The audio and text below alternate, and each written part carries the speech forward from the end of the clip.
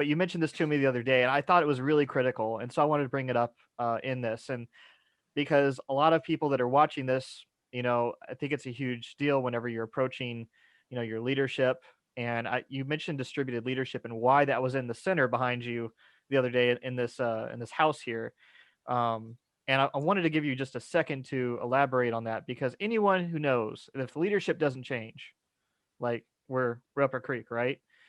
So, so I'm gonna say those are not Nigel's words; those are my words. Like, no, I think it's true. I watched your video the other day, and I chuckled my way because you did that off your own bat. I didn't sort of give you any prompting or any scripting on that, of course, which was blatantly obvious because you called it a temple. Oh no, a pantheon. You called it a pantheon, which I still hold to. I looked up pictures; it looked like pantheon to me. And then you called them pillars. And that's evil because pillars are silos. Yeah. Yeah. So look, that was bad. Pillars are bad. Yeah, pillars are really evil and bad. So I'll explain this briefly. It's shaped like a house because everything in my entire career has been shaped like a house. The Toyota production system, the Toyota way, these are common depictions, even used inside Toyota in the official TPS training, which I've taken and taught a lot of the material from those over the years in my career at Toyota. So there was this visual representation with a foundational layer, looking at what we call linear systems thinking or linear causality and some of the things in the Toyota production system. And my view on the Toyota production system, by the way, there's no tools here. This is all behaviors. And that's why it mostly fails in other organizations, because people think it's tools they can copy, but they actually don't realize it's a set of behaviors, which is getting a little bit to your leadership point in a moment. And then the Toyota way is described by Toyota as their philosophy. And I've got the official documentation, and I've actually cited that in the past and quoted on paragraphs from it. So this is a philosophy, and a philosophy is the foundation of your culture. You actually define a philosophy, and it's the direction you want to travel in towards a set of beliefs that you all can align to. Mm-hmm. And then as you align your behaviors to that philosophy, which is what Toyota does really well in the manufacturing side of the organization, they align their behaviors towards that. Their own individual mindsets emerge, which are sort of focused on alignment to this philosophy. And through their behaviors and their own emergent mindsets, the culture emerges. And people try and take it and slap it into an organization and force a cultural fit and go, we're going to have a lean culture. Everybody must get the right mind. You need the agile mindset. And that's complete BS. You can't, and I made a keynote about that last year, you can't give somebody a mindset. Mm-hmm. It's your own thoughts and beliefs and individual interpretations and perceptions and values. And I can't force that on you. I can provide a philosophy, and you can choose to align to it. And I can give you some enabling constraints that say, I think within these boundaries, these behaviors are the sort of behaviors we seek. Mm-hmm. You can choose to follow that, and then the culture will gradually emerge from that. So let's talk about these pillars in this pantheon that you must have been to Greece, So anyway, so that's why it's represented as it is.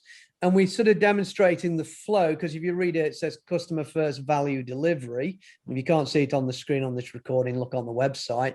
But value delivery, we're focused on delivering customer first value delivery.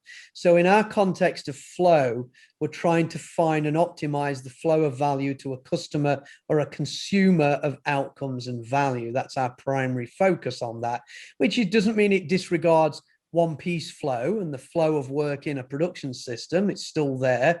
Doesn't mean we disregard flow in the psychological sense, where we're staying within flow, which is the Hungarian gentleman's name I can never remember, but that's where the original concept of being in flow. So you can be out of flow either side, demotivated, sort of distracted, or you can be in this sort of wonderful flow that's sort of, you're really engaged and excited.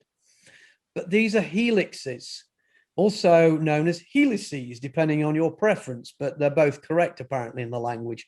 So you see a solid line here of blue and a solid line here of green and a solid line here of red. This is real, by the way, if anybody's wondering. This is not a green screen. This is like thing.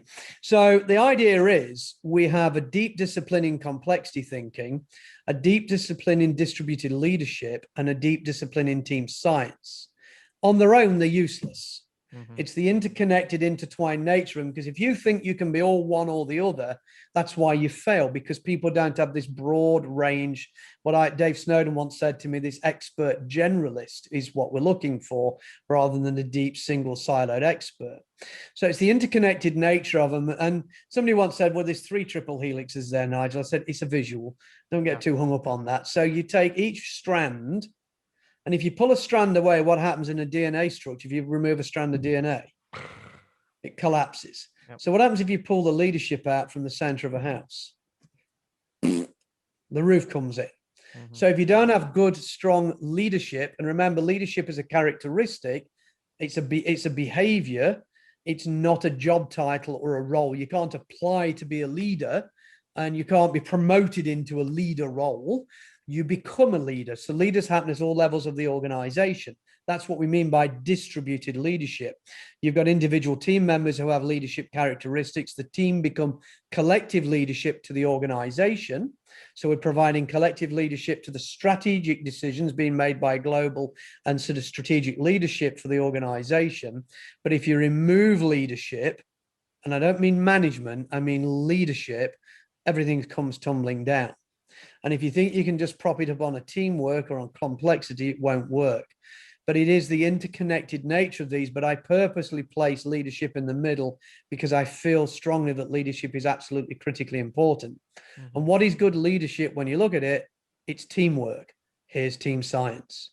And if you don't understand complex problems and how complex adaptive systems work and various other disciplines here like sense making, weak signal detection, then you are going to fail as a leader to lead the company effectively. If you don't have active listening and psychological safety and leaders' intent and other techniques in here, then you can't be a good leader. You actually don't have the leadership attributes. And if you ignore team science like team learning and the team effectiveness and situational awareness, then you aren't an effective leadership team. That's a better explanation than a pantheon with 3 pillars. Sorry, James. This is very true. I was trying to give an overview, and of course, Nigel, You the were creator fine. of the system, explains it much better than someone who's going through the training and someone who believes in what he's doing here.